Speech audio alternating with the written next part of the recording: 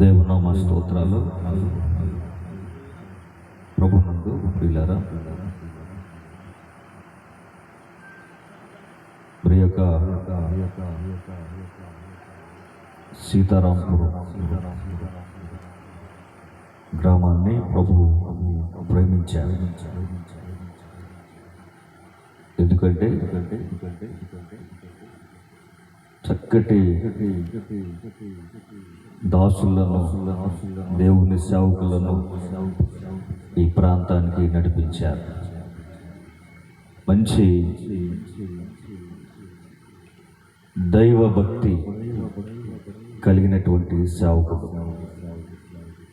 వినయ విధేయతులు కలిగినటువంటి సేవకుడు, మంచి ప్రార్థనా పరుడు. అలాంటి దేవుని దాసును, అలాగనే దేవుని యొక్క దాసురాలు, వారి కుటుంబాన్ని ఈ ప్రాంతానికి నడిపించడం అది ప్రభువు చిత్తమై ఉంది. దేవునికి స్తోత్రం. అందరూ ఒకసారి రెండు చేతులు పైకెత్తి దేవునికి స్తోత్రం, దేవునికి స్తోత్రం, దేవునికి స్తోత్రం. మరి మంచిది.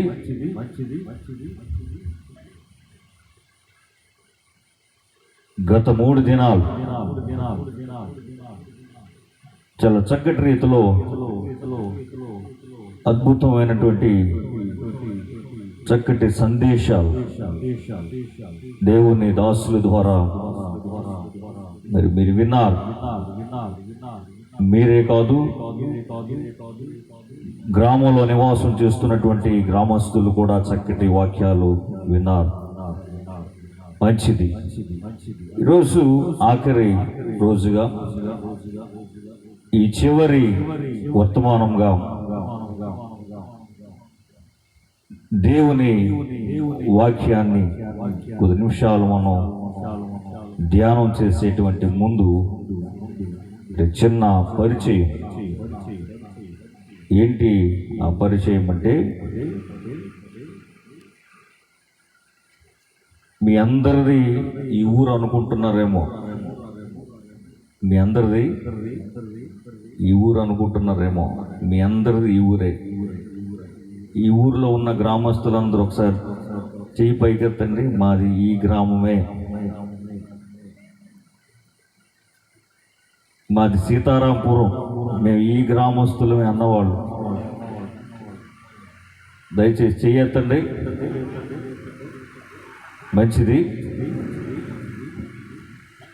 మీరు చెయ్యెత్తినట్లుగానే మేము కూడా మీ గ్రామస్తులమే. దేవునికి స్తోత్రం. ఏమండి, ఇందాకల నుంచి ప్రకటించబడిన రీతిగా విశాఖపట్నం నుండి దేవుని సేవకులు, విశాఖపట్నం నుండి మా ఆత్మీయ తల్లి గారు అని చాలా చక్కగా చెప్తా వస్తూ ఉన్నారు. మంచిదే. అయితే విశాఖపట్నం మరి మా తండ్రి గారు శాంసనయ్య గారు సేవా పరిచర్య కొరకు ఆ ప్రాంతానికి నా తండ్రి గారు, నా తల్లి గారు, మేమంతా కలిసి విశాఖపట్నం దేవుని సేవ కొరకు వెళ్ళడం జరిగింది. ఎప్పుడు అనంటే 1986 సంవత్సరంలో దేవుని సేవ కొరకు విశాఖపట్నం మేము వెళ్ళడం జరిగింది. అంతకు ముందు మేము ఎక్కడ నివాసం చేసేవారు అంటే ఎనికేపాడు ప్రాంతంలో నివాసం చేసేవారు. ఎనికేపాడు అంటే ఎక్కడ? అది కృష్ణా జిల్లాలోనే ఉంది. దరిదాపుగా గన్నవరం దాటి నిడమానూరు దాటితే ఆ ప్రక్కన ఎనికేపాడు. మా స్వగ్రామము ఎనికేపాడు. మా తండ్రి గారిది మీ ఊరే, మా నాన్నగారిది మీ ఊరే. అందుకనే నేను కూడా మీ గ్రామస్తున్నే అని చెప్పాను. మా నాన్నగారు శాంసోన్ గారు. శాంసోన్ గారు అంటే అర్థం కాదు, సంసోను అంటే అర్థమైంది. సంసోన్ గారు అన్నమాట. మీ పక్క ఊరు ఏ ఊరు? ఏమా కొయ్యూరా? కొయ్యూరేనా? పక్క ఊరు. మా నాన్నగారు వాళ్ళది కొయ్యూరు, మా తాతయ్య గారిది కొయ్యూరు ప్రాంతం. మా ఇంటి పేరు శిలారపు. ఏమండి, మేము కూడా శిలారపు వాళ్ళమే. దేవునికి స్తోత్రం. విశాఖపట్నం అంటే ఎక్కడో పట్నం నుంచి వచ్చారేమో అనుకునేరు. పరిచర్య కొరకు విశాఖపట్నం ప్రాంతం వెళ్ళటం జరిగింది. కానీ మేము కూడా మీ గ్రామస్తులమే, మీ ఇంటి పేరటోళ్ళమే, మీ బంధువులమే. దేవునికి స్తోత్రం. అందరూ గట్టిగా చప్పట్లు కొట్టాలి ఒకసారి. నశించిపోయేటువంటి దానిని వెదకి రక్షించడానికి మనుష్య కుమారుడు ఈ భూలోకానికి వచ్చారు. అలాగనే ఈ ప్రాంతంలో నివాసం చేస్తున్నటువంటి పాడైపోతూ ఉన్నటువంటి కుటుంబాలను రక్షించడానికి ఈ చిన్న పల్లెలో నుండి ఒక చక్కటి దేవుని సేవకుడు లేవనెత్తాడు. దేవునికి స్తోత్రం. ఒక చిన్నటి పల్లెటూరులో నుండి, చిన్న ప్రాంతంలో నుండి నా తండ్రి గారిని, సంసోన్ గారిని ఈ ప్రాంతం నుంచి ఆయన లేవనెత్తాడు. మా నాన్నగారు ఇక్కడే పుట్టారు, ఈ ఊర్లోనే పుట్టారు. మా నాన్నమ్మ గారిది ఇనుకేపాడు. ఏమండి, మా తాతయ్య గారి పేరు ఏమనుకుంటున్నారా? వెంకటరత్నం గారు. శిలారపు వెంకటరత్నం. ఏమండి, ఇంతమంది ప్రజలు ఇక్కడ ఉన్నారని మరలా తిరిగి ఆ శేషం శాంసోనయ్య గారి యొక్క సహోదరుడు మరి యెషయా గారు ద్వారా వారి ప్రార్థనా ప్రతిఫలం మరలా తిరిగి ఒక చక్కటి నక్షత్రం లాంటి దేవుని సేవకుడిని మీకు అనుగ్రహించాడు దేవుడు. దేవునికి స్తోత్రం కలుగును గాక. మనందరి యొక్క క్షేమాన్ని కొరకు, మనందరి యొక్క అభివృద్ధి కొరకు, మనందరికీ చక్కటి భక్తి నేర్పడానికి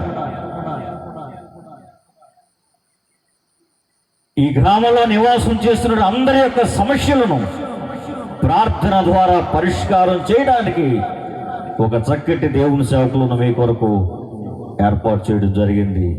ఇదంతా ప్రతిఫలం ఏంటయ్యానంటే మన పితరులు చేసినటువంటి కన్నీటి ప్రార్థన. దేవునికి స్తోత్రం. పితరులు అంటే ఎవరు? శాంసోనయ్య గారు చేసిన ప్రార్థన ఈరోజు మనందరం అనుభవిస్తున్నాం.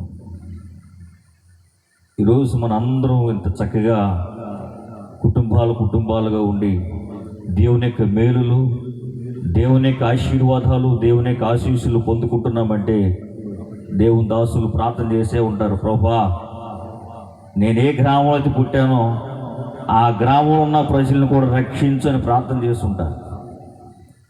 ఆ గ్రామం చుట్టుప్రక్కల ఉండే పరిసర ప్రాంతాల్లో ఉన్నటువంటి బిడ్డలందరినీ కూడా రక్షించు అని ప్రార్థన చేస్తుంటారు. వారి ప్రార్థన ఇలాంటి ఈరోజు వృక్షమై చక్కటి దాసుల ద్వారా ప్రతి సంవత్సరం ఇలాంటి సభలు అంటే మాటల ఇంట్లో ఏం కాకుండా పిల్ల పెళ్ళి చేస్తేనే ఇక్కడికి అప్పులు పరిగెట్టి అప్పులు తీసుకొచ్చి పెళ్లి చేయాల్సిన పరిస్థితి. కానీ ప్రతి సంవత్సరం మీ అయ్యగారికి ఇల్లుందా లేదా చెప్పాలి. మందిరం ఉందా? మరి మందిరం లేకపోతే దేవుణ్ణి ఎక్కడ ఆరాధించేద్దాం మనం? దేవుణ్ణి ఎక్కడ స్తుతిద్దాం మనం? దేవుణ్ణి ఎక్కడ కీర్తిద్దాం మనం? సరే, అయ్యగారికి మందిరం లేకపోతే పక్కన పెట్టండి. మనందరికి ఒక ఇల్లు ఉండాలి కదా దేవుని ఆరాధించడానికి. మందిరం లేదు కనుక మరలా వచ్చే ఈ సంవత్సరంకి మనకేం కావాలి చెప్పాలి. వెనకతులు ఉన్నవారు, సీతారాంపురం సంఘస్థులు, మరలా వచ్చే ఈ కాలానికి మనకేం కావాలి? చక్కటి ఆరాధించేటువంటి ఆరాధన స్థలం, మందిరం కావాలి. దాసులు నివాసం చేయడం చక్కటి గృహం కావాలి. పరిచర్య చేసేవారు నివాసం చేయడానికి పరిచర్య శాలలు కావాలి వద్దా? ఇవన్నీ కావాలంటే అయ్యగారు అమ్మగారు చేస్తే ప్రార్థన సరిపోదు. ఎవరు చేయాలి? సంఘం అంతా కూడా ప్రభువా మాకు చక్కటి మందిరాన్ని ఇవ్వండి, మందిరం నిర్మాణం జరగడానికి చక్కటి స్థలాన్ని మాకు అనుగ్రహించండి. ఎవరితో మాట్లాడతారో మాకు తెలియదు, ఏ దిక్కు నుండి మాకు సహాయం చేస్తావో మాకు తెలియదు. కానీ మేము నిన్ను ఆరాధించడానికి మాకు మందిరం కావాలి. ప్రార్థన చేద్దాం వద్దా? ప్రార్థన చేయాలి, అందరూ ప్రార్థన చేయాలి. ఎందుకంటే ఆ రోజు దేవాతి దేవుడు దేవుని సేవకుడైన మోషేతో చెప్పిన మాట ఏంటంటే, మీరందరూ అనగా ఎవరు?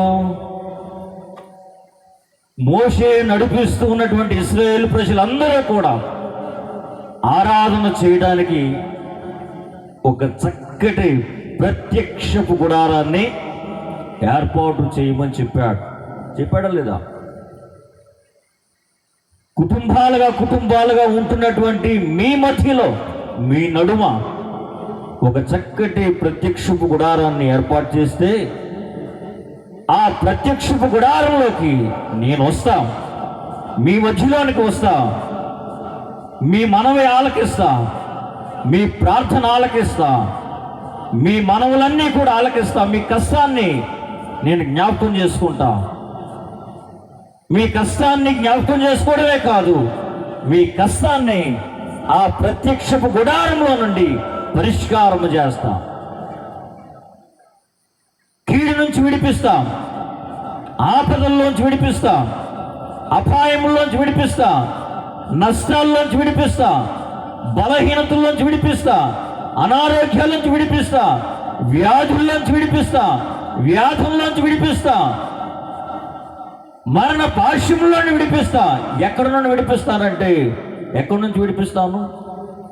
ప్రత్యక్షపు గుడారంలోకి వచ్చి ఎవరైతే ప్రార్థన చేసుకుంటారో, ఎవరైతే నా సన్నిధికి వచ్చి మొరపెడతారో వారి మొరాలకించి వారి కష్టకాలంలో నుంచి నేను విడిపిస్తా అని ఆ రోజు దేవుని సేవకుడు మోషేతో చెప్పినప్పుడు మోషే అలా చేశాడు. ప్రత్యక్ష గుడారం కట్టిన తర్వాత ఆ ప్రత్యక్ష గుడారంలోకి ఎవరైతే ఎలాంటి సమస్యలతో వెళ్ళి వారు దేవుని సన్నిధిని ఎదుర్కొన్నారో ఆ ప్రత్యక్ష గుడారం దేవుడు విని వారిని రక్షించాడు, వారి కోరిక యావత్తును సిద్ధింప చేశాడు. దేవునికి స్తోత్రం, దేవునికి స్తోత్రం. అలాగనే మనందరికంటూ ఒక చక్కటి ప్రత్యక్ష గుడారం కావాలి, అదే దేవుని మందిరం. కనుక ఈ రోజు నుంచి మీరు ఉపవాసమే ఉంటారో లేకపోతే డిపీలు పెట్టుకొని ఇది దేవుని సేవ కొరకని చెప్పి మీరు కొంత ఆ డిపీ నింపుతారో మీరు ఏదన్నా చేయండి, కానీ మనందరం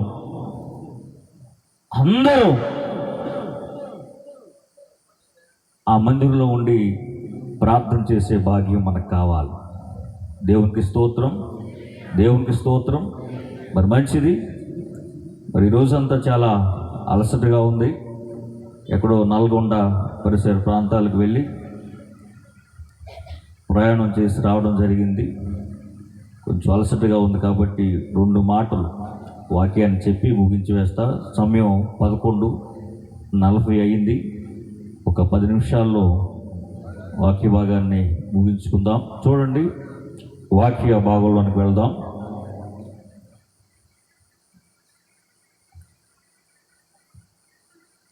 వాక్య భాగంలోనికి వెళ్దాం. క్రొత్త నిబంధన గ్రంథంలో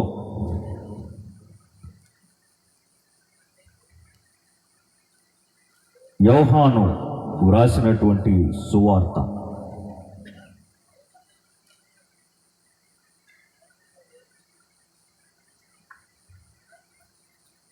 17వ అధ్యాయము. యోహాను రాసినటువంటి సువార్త 17వ అధ్యాయము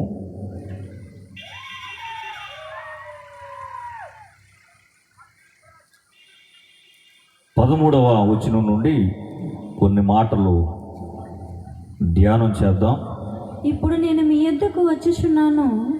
పేజీ నెంబరు 98వ పేజీ నెంబరు క్రొత్త నిబంధన గ్రంథంలో యోహాను రాసినటువంటి సువార్త 17వ అధ్యాయము 13 నుండి కొన్ని వచనాలు చూస్తూ ఉన్నాం. ఇప్పుడు నేను మీ యొద్దకు వచ్చుచున్నాను, నీ యొద్దకు వచ్చుచున్నాను. నా సంతోషము వారి యందు పరిపూర్ణమగునట్లు లోకమందు ఈ మాట చెప్పుచున్నాను. వారికి నీ వాక్యం ఇచ్చి ఉన్నాను. నేను లోక సంబంధిని కానట్టు వారును లోక సంబంధులు కారు కనుక లోకము వారిని ద్వేషించును. నీవు లోకములో నుండి వారిని తీసుకొని పొమ్మని నేను ప్రార్థించుటలేదు కానీ దుష్టుని నుండి వారిని కాపాడుమని ప్రార్థించుచున్నాను. నేను లోక సంబంధిని కానట్టు వారును లోక సంబంధులు కారు. సత్యమందు వారిని ప్రతిష్ఠ చేయుము. నీ వాక్యమే సత్యము. నీవు నన్ను లోకమునకు పంపిన ప్రకారము నేనును వారిని లోకమునకు పంపితిని. వారును సత్యమందు ప్రతిష్ఠ చేయబడినట్లు వారి కొరకై నన్ను ప్రతిష్ఠ చేసుకొనుచున్నాను. చాలండి. చిన్న ప్రార్థన దాయగలమా తండ్రి? నీ వందనాలు స్తోత్రాలు చెల్లిస్తున్నాం. గ్రంథం నీది, మేమంతా నిలిచనలో మా తండ్రి. నీ బిడలంగా ఈ స్థలంలో చేరి ఉండగా మా తండ్రి, ఈ వాక్య భాగము ద్వారా మాతో మాట్లాడండి. ఈ రాత్రి మా అందరికి వినగలిగే చెవిని గ్రహించే మనసును అనుగ్రహించి వాక్యపు లోతుల్లోకి వెళ్తుండగా మా ప్రభువా అర్థమయ్యే రీతిలో మీరు మాట్లాడమని మనం చేస్తూ, అల్పుడును అయోగ్యుడును నిదాసుడుగా నా వంతులో నిలబడి ఉండగా మా ప్రభువా నా పక్షాన్ని మీరుండండి. నోటికి ఊరై ఉండండి.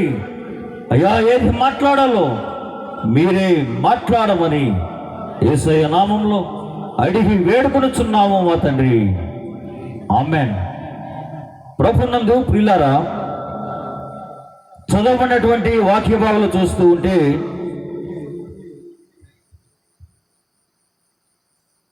యేసు ప్రభువారు ఎవరు?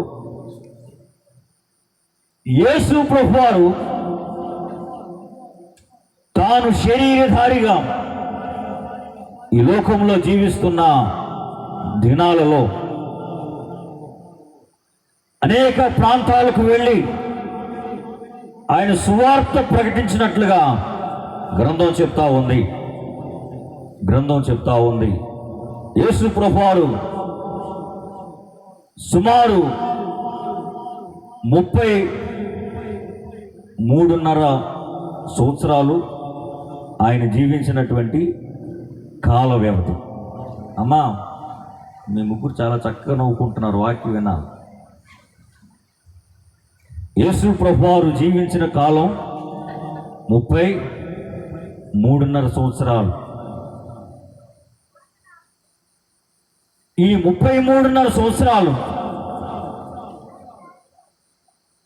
బైబిల్ ఆధారంగా ఉన్నాయా? సేవకులు ఉన్నాయా? 33.5 సంవత్సరాలు మనం చెప్తాం. యేసు ప్రభువారు 33.5 సంవత్సరాలు ఆయన సేవా పరిచర్య చేశారని చెప్పి మనం చెప్తాం. కొన్ని సంవత్సరాలుగా దేవుని సేవకులు చెప్తున్న మాటలు మనం వింటున్నాం, మనం చెప్తా వస్తూ ఉన్నాం. యేసు ప్రభువారు ఆయన పరిశుద్ధాత్మ ద్వారా మరియా గర్భమందు ఉద్భవించి ఈ లోకానికి జనించాడు అని లూకా రాసిన సువార్త 2వ అధ్యాయంలో మనం ప్రారంభిస్తూ ఉంటాం. లూకా రాసిన సువార్త 2వ అధ్యాయంలో ఆ వాక్యం మనకు కనిపిస్తూ ఉంటుంది. క్రీస్తు నేడు పుట్టాను అన్న మాట మనకు అక్కడ కనిపిస్తూ ఉంటుంది. బైబిల్ ఆధారం. ఇలాగే బైబిల్ ఆధారం 33.5 సంవత్సరాలు చూపించగలమా?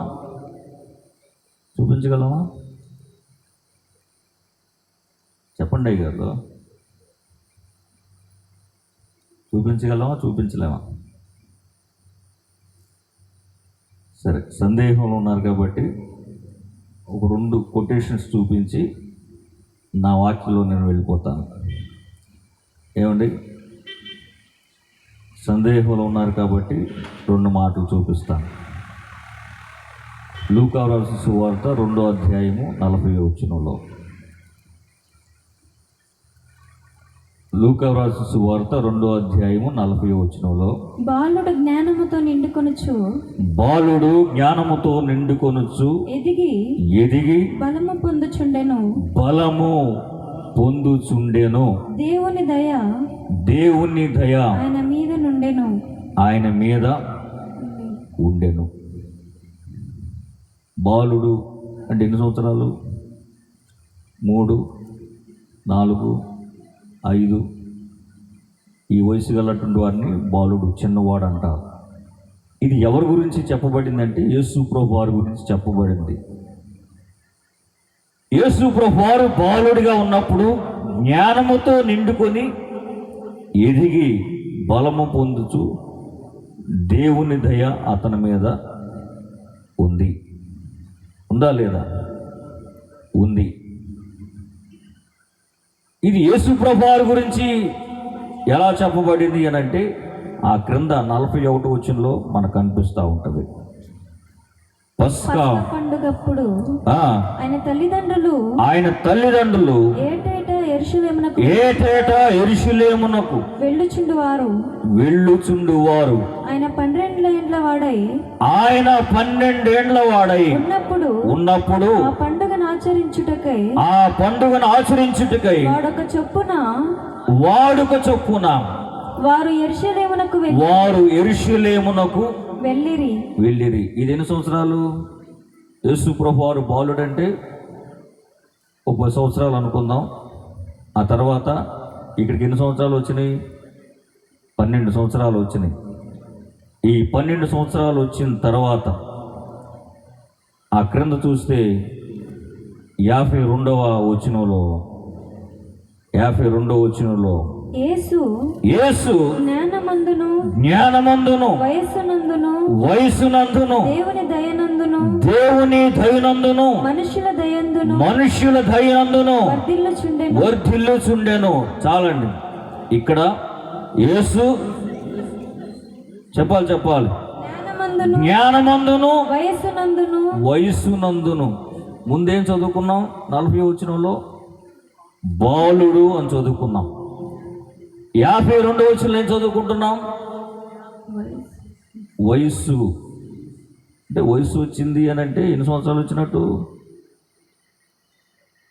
మేజరా మైండ్రా?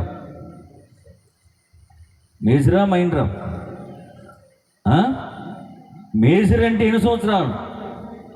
18 దాటితే 18 దాటి దగ్గర నుంచి 19, 20, ఇప్పుడు పురుషుడికి 23 దరిదాపుగా. అంటే ఇక్కడ ఏమని అనిపిస్తుంది మనకి? మరొకసారి చదువుదాం. యేసు జ్ఞానమందును వయస్సునందును అంటే ఆయనకి బారుడులో నుంచి కాలక్రమే 12 సంవత్సరాలు దాటి వయసుకు వచ్చాడు కాబట్టి మా అమ్మాయికి వయసు వచ్చింది, మా అబ్బాయికి వయసు వచ్చింది అంటే పెళ్ళిడికి వచ్చేసాడు అని. అంటే పెద్దవాడయ్యాడు. యేసు ప్రభువారు పెద్దవాడయ్యాడు.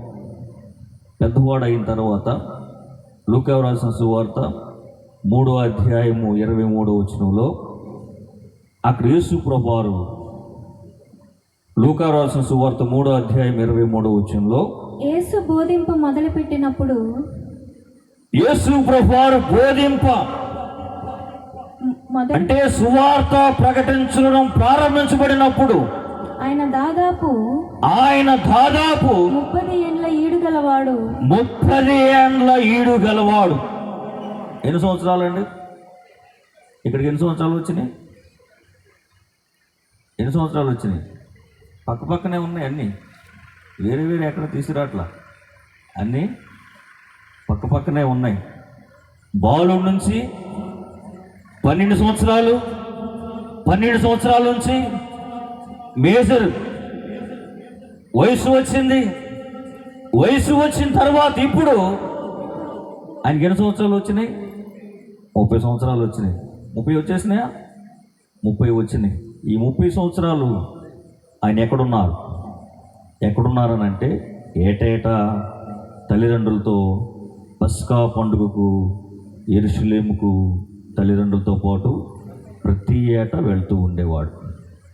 ఆయన ఎక్కడున్నాడు? ఎవరి దగ్గర ఉన్నాడు? ఎవరి సంరక్షణలో ఉన్నాడు?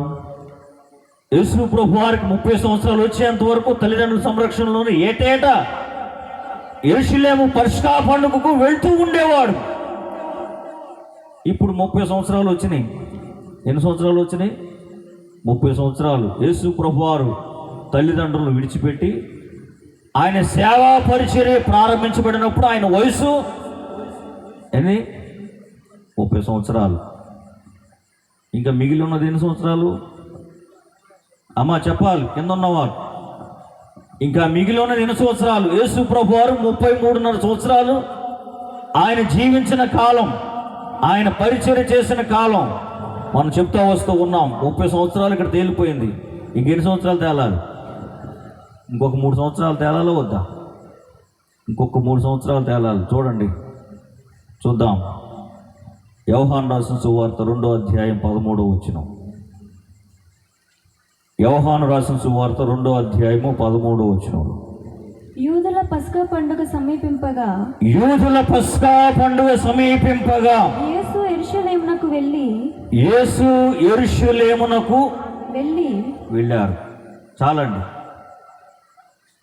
దీని సందర్భం ఏంటంటే యోహాను రాసిన సువార్త 2వ అధ్యాయంలో కానా అనేటువంటి ఊరిలో ఒక చక్కటి పెళ్ళయిందట, వివాహం జరిగిందట. ఆ వివాహానికి యేసు ప్రభువారిని, అలాగే యేసు ప్రభువారి యొక్క శిష్యులను, వారి తల్లిని కూడా ఆ వివాహానికి ఆహ్వానించారా? ప్రతి పెళ్లిలో కూడా చదువుకుంటాం. ఆహ్వానించారు లేదా? ఆహ్వానించినప్పుడు అక్కడ జరిగిన విషయం ఏంటంటే ద్రాక్షారసం అయిపోయిందట. తల్లి వచ్చి, అయ్యా ద్రాక్షారసం అయిపోయింది, మా పరిస్థితి ఏంటి? విందు ప్రధాని చాలా హడావుడి చేస్తున్నాడు, చాలా కంగారు పడుతున్నాడు అన్నప్పుడు వెంటనే బాణలను నీళ్లతో నింపండి అని చెప్పి అక్కడ ప్రారంభించబడి అక్కడ మనకు స్పష్టంగా అర్థమవుతూ ఉంటుంది. యేసు మొదటి సూచిక క్రియ.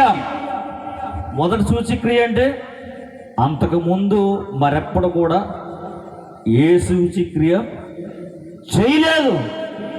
సేవ ప్రారంభించబడిన తరువాత మొదటి సూచిక్రియ. అంతేనా? దాని అర్థం అదేనా? ఇంకేమైనా వేరే ఉందా? యేసు ప్రభువారు 30 సంవత్సరాల తర్వాత సేవా పరిచర్య ప్రారంభించబడిన తర్వాత మొదటి సూచిక్రియ జరిగింది. ఆ మొదటి సూచక్రియ జరిగిన తర్వాత యూదులు పస్కా పండుగ వచ్చిందట. ఆ పస్కా పండుగకు యెరూషలేముకు వెళ్ళాడట. యెరూషలేముకి వెళ్ళాడట. అసలు పస్కా పండుగ అంటే ఏంటి? పస్కా పండుగ అంటే ఇశ్రాయేలు ప్రజలు, మనం చెప్పుకుంటున్నటువంటి ఇశ్రాయేలు ప్రజలు ఐగుప్తులో బానిసలుగా ఉంటున్నప్పుడు వారు చేసిన ప్రార్థన దేవుడు ఆలకించి వారి బానిసత్వంలోంచి విడిపించినటువంటి దినమున మీరందరూ కూడా ఏడాది గొర్రె పిల్లను వధించి దాని రక్తాన్ని మీ ఇళ్ళకి 2 నిలువుటూ ఒక అడ్డం ద్వారబంధం కమ్మిలకు దాన్ని ఏం చేయమని చెప్పాడు? ప్రోక్షించమని చెప్పాడు. ప్రోక్షించిన తర్వాత ఆ వధించబడినటువంటి ఆ మాంసాన్ని ఆ ఇంటిలో అందరూ కలిసి తిన్న తర్వాత మీరు పస్కాను ఆచరించి ఐగుప్తులోంచి బయటకు రండి. అది పస్కా. అలా ఏటేటా ఆచరించమని దేవుడు చెప్పాడు. ఎందుకనంటే ఐగుప్తి బానిసత్వం నుంచి బయటకు వచ్చిన దినం మీరు ప్రతి సంవత్సరం జ్ఞాపకం చేసుకోవాలి. పుట్టినరోజు చేసుకుంటామా లేదా? ప్రతి సంవత్సరం పుట్టినరోజు చేసుకుంటాం. బాప్తిసం తీసుకున్న రోజున పండగ చేసుకుంటామా? క్రీస్తులో నేను జన్మించాను కాబట్టి, బాప్తిసం తీసుకున్నాను కాబట్టి ఈరోజు నేను ఫంక్షన్ చేసుకుంటున్నాను ఎవరైనా. కానీ వాళ్ళు ప్రతి సంవత్సరం పస్కా పండుగ చేసుకునేవాళ్ళట. ఆ పస్కా పండుగకు ప్రతి ఏటా యేసుప్రభు వారు వెళ్ళేవారట. యోహాను రాసిన సువార్త 2వ అధ్యాయం 13వ వచనంలో ఇది మొదటి ఆయన సేవా పరిచర్య ప్రారంభించబడిన తర్వాత ఇది మొదటి పస్కా పండుగ. ఇక్కడికి ఎన్ని సంవత్సరాలు వచ్చినట్టు? 31. ఆ క్రిందకు వచ్చినప్పటికీ యోహాను రాసిన సువార్త 6వ అధ్యాయం 4వ వచనంలో ఇంకొక పస్కా పండుగ ఉంది అక్కడ. యోహాను రాసిన సువార్త 6వ అధ్యాయము 4వ వచనంలో అప్పుడు పస్కాను యూదుల పండుగ సమీపించెను. కాబట్టి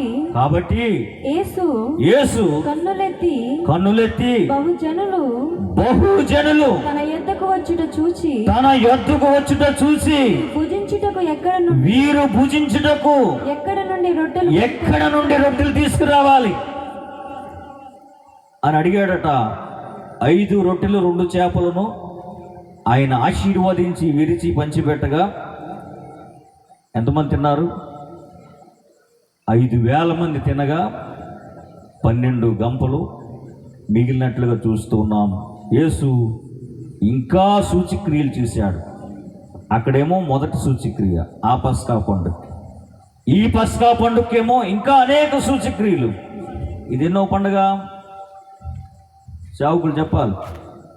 ఇదెన్నో పండుగ అంటే ఇక్కడికి ఎన్ని సంవత్సరాలు వచ్చినట్టు? అది 30, ఇది 31, ఇప్పుడు చెప్పుకుంది 32. ఆ క్రిందకు వచ్చినప్పటికీ అక్కడ చూస్తూ ఉన్నాం కదా, యోహాను రాసిన సువార్త 11వ అధ్యాయం 55వ వచనంలో ఈ మాట చెప్పి మన అంశంలోకి వెళ్ళి 2 మాటలు చెప్పుకొని ముగించేద్దాం. యోహాను రాసిన సువార్త 11వ అధ్యాయం 55వ వచనం. మరియు యూదుల పస్కా పండుగ సమీపమై ఉండెను గనుక అనేకులు తమ్మును తాము శుద్ధి చేసుకున్నట్టుకై పస్కా రాకమునుపే పల్లెటూళ్ళలో నుండి యెరూషలేమునకు వచ్చారు. ఇదెన్నో పండుగ? 3వ పండుగ దరిదాపు వస్తుంది. అందుకని పల్లెటూళ్ళలో ఉన్న వాళ్ళందరూ కూడా మీరందరూ ఏం చేయాలి? తమ్మును తామును శుద్ధి చేసుకోవడానికి పస్కా పండుగను ఆచరించడానికి యెరూషలేమునికి రావాలి. 12వ అధ్యాయము మొదట్లో, యోహాను రాసిన సువార్తలోనే 12వ అధ్యాయము మొదట వచ్చినది. కాబట్టి యేసు తాను మృతులలో నుండి లేపిన లాజరు ఉన్నటువంటి బేతనియాకు పస్కా పండుగకు 6 దినముల ముందుగా వచ్చాడు. అందరూ వచ్చినట్టుగానే బేతనియా ప్రాంతానికి, లాజరు ఉన్నటువంటి ఊరికి యేసు ప్రభువారు 6 దినాల ముందే పస్కా ఆచరించడానికి వచ్చాడు. 13వ అధ్యాయం మొదటి వచనంలో, తాను ఈ లోకము నుండి తండ్రి యొద్దకు వెళ్ళవలసిన గడియ వచ్చెనని యేసు పస్కా పండుగకు ముందే ఎరిగిన వాడై లోకములోనున్న తన వారిని ప్రేమించి వారిని అంతము వరకు ప్రేమించెను. యేసు ప్రభు వారికి తెలిసిపోయిందంటే ఏమని, ఇంకా నాకు జీవితం అనేటువంటిది లేదు, ఇంకా అయిపోయింది.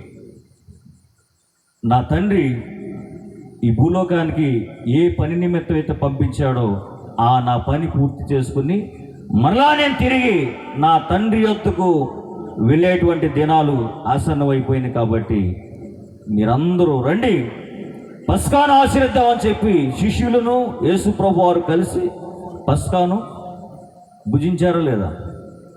భుజించారు. ఇది ఎన్నో పండుగ? 3. ఎన్ని సంవత్సరాలు ఇక్కడికి? 33.5 వచ్చేసినాయా? ఆ తర్వాత మత్తయి రాసిన సువార్త 26వ అధ్యాయం 28వ వచనంలో, మత్తయి రాసిన సువార్త 26వ అధ్యాయం 28వ వచనంలో,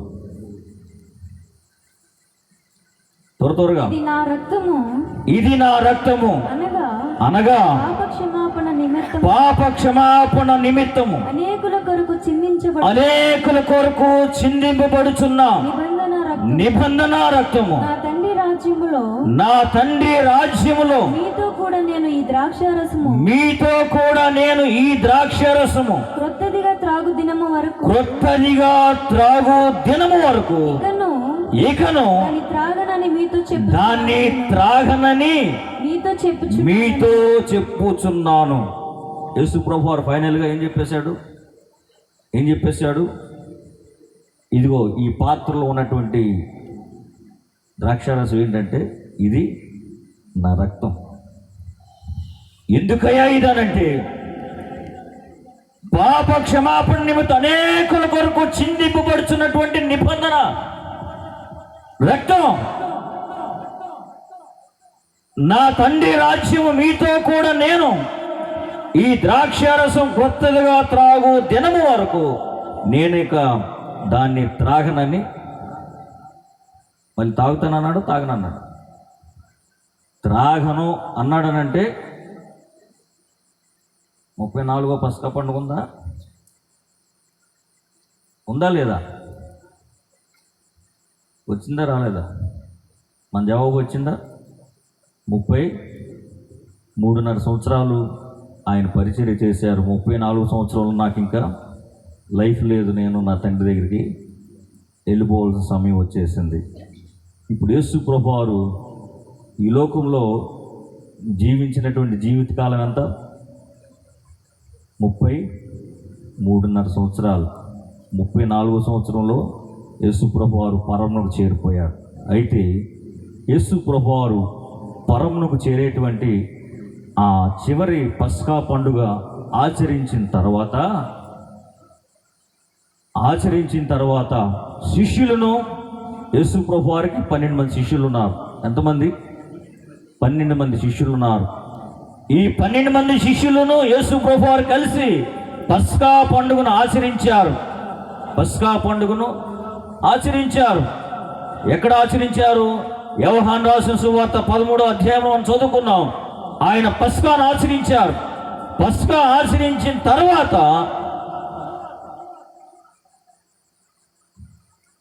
శిష్యులు చూసి గురువుగారు వేదన పడుతున్నాడట. ఏం వేదన పడుతున్నాడు?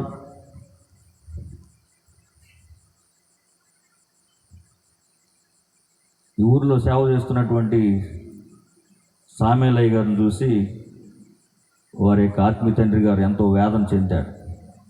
వీడు ఎలా బాగుపడతాడు, ఎలా రక్షింపబడతాడు, ఈ భవిష్యత్తు ఎలా ఉంటుంది, వీడి జీవితం ఎలా ఉంటుంది, ఇంత భయంకర ఇబ్బంది నుంచి ఎలా బయటకు వస్తాడు అని వేదన చెందినట్లుగానే యేసు ప్రభు వారు కూడా 12 మంది శిష్యుల గురించి వేదన చెందారట. ఆ వేదన చెంది యేసు ప్రభు వారు శిష్యుల కొరకు ప్రార్థన చేశారట. ఎవరి కోసం? శిష్యుల కొరకు ప్రార్థన చేశారట. ఏమని ప్రార్థన చేశారు? ఇందాక మొట్టమొదటి మనం చదువుకున్న దాంట్లో ఏమని ప్రార్థన చేశారంటే 15వ వచనంలో, 17వ అధ్యాయము 15వ వచనంలో చదవాలి త్వరగా. యోహాను రాసిన సువార్త 17వ అధ్యాయము 15వ వచనం. నీవు లోకములో నుండి వారిని తీసుకుని పొమ్మని నేను ప్రార్థించట్లేదు, కానీ దుష్టుని నుండి వారిని కాపాడుమని ప్రార్థించుచున్నాను. ఎవరంటున్నారు ఈ మాట? ఎవరంటున్నారంటే యేసు ప్రభు వారే శిష్యుల కొరకు మాట్లాడుతూ ఉన్నారు. ఒకవేళ నేను నా గడి ఆసన్నమై నా తండ్రి దగ్గరికి వెళ్ళిపోతే శిష్యులకి ఇబ్బంది వస్తుందేమో, మళ్ళా వారు ఇబ్బంది పడతారేమో అని ప్రార్థించట్లేదు, కానీ ఎక్కడి నుంచి తప్పించమని? దుష్టుని నుండి వారిని తప్పించు. దుష్టుడు అన్న మాట ఆ ప్రక్కన చిన్న అక్షరం ఒకటి ఉంటుంది, దుష్టుని నుండి అని. ఆ మాట క్రింద చిన్న ఫుట్ నోట్లో చిన్న అక్షరాలతో ఒక మాట ఉంటుంది. దేని నుండి? కీడు నుండి. నా శిష్యులను కీడు నుంచి తప్పించు ప్రభువా అని ప్రార్థన చేశాడట. ఎవరు ప్రార్థన చేశారు? యేసు ప్రభువారే శిష్యుల కొరకు ప్రార్థన చేశారు. అలాగనే ఈరోజు మన కుటుంబాల కొరకు మనం ప్రార్థన చేసుకోవాలి. ఏమని? ప్రభువా, నా కుటుంబం ఎలాంటి కీడు అనుభవించడానికి వీలు లేదు, వీలు ఉండకూడదు. ఎందుకంటే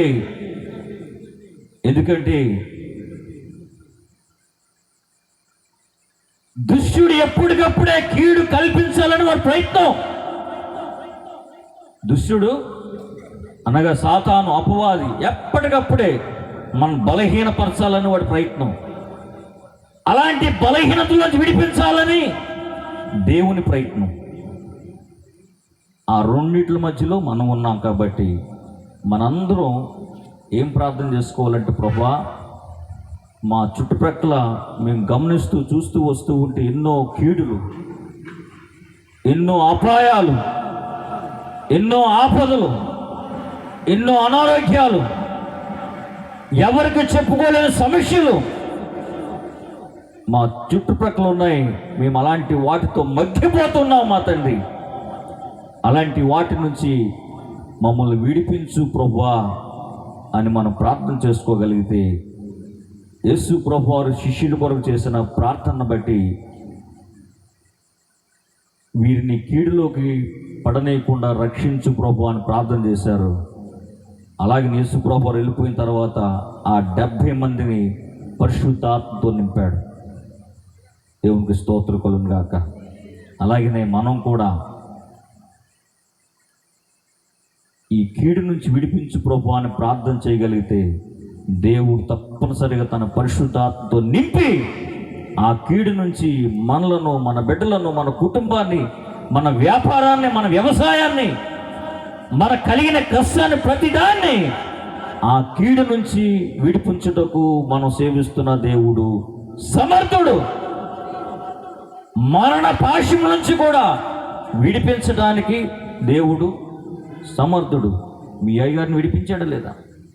ఈ ప్రాంతంలో సేవ చేస్తున్న సమయంలో గారిని దేవుడు విడిపించాడా లేదా? మరి మిమ్మల్ని విడిపిస్తాడా లేదా? విడిపిస్తాడు. విడిపిస్తాడు. కాబట్టి మనందరం ఈరోజు రాత్రి ప్రార్థన చేసుకుందాం. లేచి నిలబడి, తండ్రి ఒకసారి లేచి నిలబడి ప్రార్థన చేసుకుందాం. ప్రభువా, కీడు నుంచి తప్పించుటకు నువ్వు సమర్థుడవు, బలహీనతలోంచి విడిపించుటకు నువ్వు శక్తిమంతుడు, ఆరోగ్యాన్ని కలుగు చేయడానికి ఆరోగ్యదాతవు మా ప్రభువా, న్యాయాన్ని పరిష్కారము చేయడానికి మా ప్రభువా నీవు న్యాయవంతుడు మా తండ్రి. సమస్తము నీ చేతిలో ఉంది మా ప్రభువా, మేమంతా నీ చేతిలో ఉన్నాం మా ప్రభువా. ఈ రాత్రి మా చుట్టుప్రక్కల కలుగుతూ వస్తున్న ప్రతి కీడును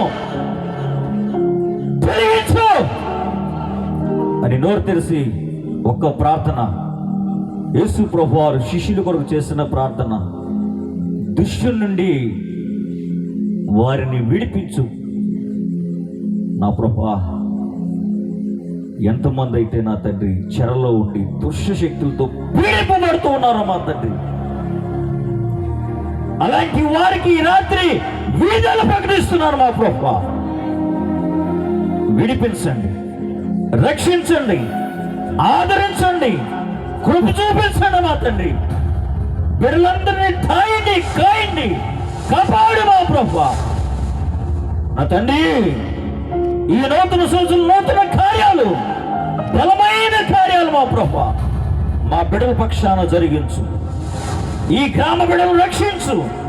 ఎంతో మంది మరణ పాశం ఉన్నారు మా తండ్రి, సాతాను కబళ్ళ హస్తాల్లో ఉన్నారు మా ప్రభువా, దుష్టుని యొక్క చేతిలో ఉన్నారు మా తండ్రి, కీడులో ఉన్నారు మా ప్రభువా, అపాయంలో ఉన్నారు మా తండ్రి, ఆపదల్లో ఉన్నారు మా ప్రభువా. వారందరినీ విడిపించుటకు సమర్థుడు మా తండ్రి, మేలు చేయుటకు సమర్థుడు మా ప్రభువా, కార్యము జరిగించుటకు సమర్థుడు మా తండ్రి, ఐక్యపరచుటకు, సమాధానపరచుటకు, నెమ్మదిని అనుగ్రహించుటకు, సమృద్ధిని అనుగ్రహించుటకు,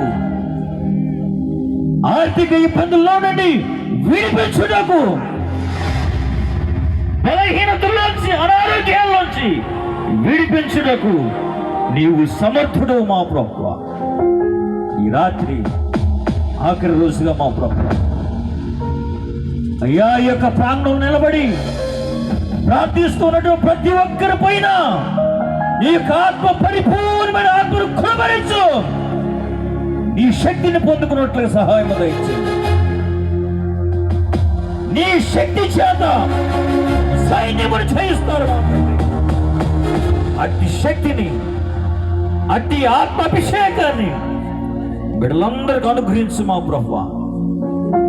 దుష్టుని యొక్క చేతిలోంచి విడిపించి, కీడు నుంచి తొలగించి, బిడ్డలందరి కుటుంబాల్లో నెమ్మది కలుగు చేయమని మనం చేస్తూ, ఈ గ్రామానికి రక్షణ, ఈ గ్రామ ప్రజలకు రక్షణ,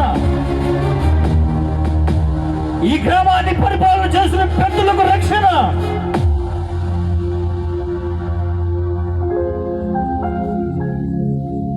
దాసుల కుటుంబానికి రక్షణ, సంఘానికి రక్షణ మీరు అనుగ్రహించమని మనం చేస్తూ, నీ సన్నిధిని ప్రేమించి చేరువచ్చిన బిడ్డలందరూ మీరు దీవించి ఆశీర్వదించి కృపతో వృద్ధి పొందించమని యేసయ్య నామంలో అడిగి వేడుకొనుచున్నాము మా తండ్రి. ఆమేన్, ఆమేన్.